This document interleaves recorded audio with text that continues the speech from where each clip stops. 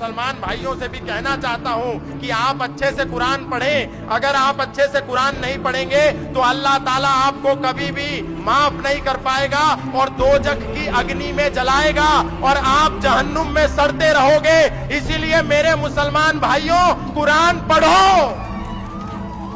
कुरान पढ़ना पड़ेगा, क्योंकि कुरान पढ़ोगे तो पता चलेगा कि अल्लाह ताला ने मना किया है किसी की कब्र पर जाकर के चादर चढ़ाने के लिए, और तुम कब्र बना बना करके भारत की जमीन पर हजारों लाखों एकड़ भूमि इन्होंने मजारों के नाम पर कब्जा कर ली। जबकि अल्लाह कहते हैं कि किसी की कब्र पर माथा मत टेको।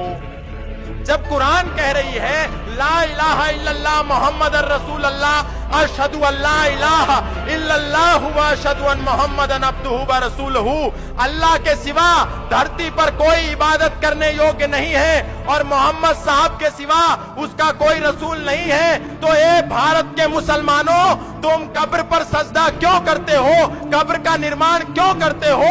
कब्र के नाम पर लैंड जिहाद क्यों करते हो? कब्र के नाम पर धरती पर कब्जा क्यों करते हो?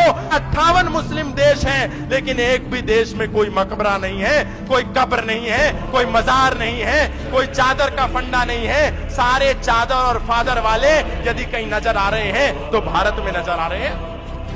अगर अल्लाह की नहीं मानी और अल्लाह की शान में गुस्ताखी करी और अल्लाह के सिवा किसी और का सजदा किया और इबादत करी तो अल्लाह बहुत मारेगा और अल्लाह तुम्हें दोजख की अग्नि में जरूर सड़ाएगा।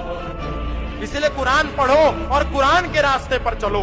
कुरान पढ़ो और जो अल्लाह ताला कहता है वो करो, लेकिन नहीं करते। इसलिए पुणे के अंदर पांडवकालीन मानव बनाया गया था। उसकी स्थिति जाकर के देखेंगे तो आप आश्चर्य में पढ़ेंगे। पांडवों के समय का ऐतिहासिक स्थल जो हमारे लिए एक बहुत ही बड़ी धरोहर है, सांस्कृतिक धरोहर है, उसके एक तरफ कब्रिस्तान बन गया और एक तरफ हजरत हाजी नूर मोहम्मद शाह वली की मजार बन गई और बचा बीच में पांडवकालीन वो जल स्रोत, उस पर ले देकर के वक्फ बोर्ड ने अपना दावा कर दिया।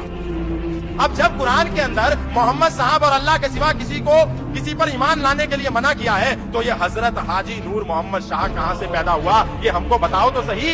इसी फरेब के नाम पर इतनी जमीनें हमारी कब्जा हो गई। लाखों एकड़ जमीनों पर अवैध मजारें बनी हुई हैं, कहीं रेलवे स्टेशन पर बनी है, कहीं प्लेटफॉर्म पर बनी है, कहीं हिंदुओं के खेतों में बनी है, कहीं सड़कों पर बनी है, कहीं फ्लाईओवर पे बनी है, और उस पर हम ही जाकर के चादर चढ़ाते हैं, हम ही जाकर के माथा टेकते हैं। क्यों टेकते हैं?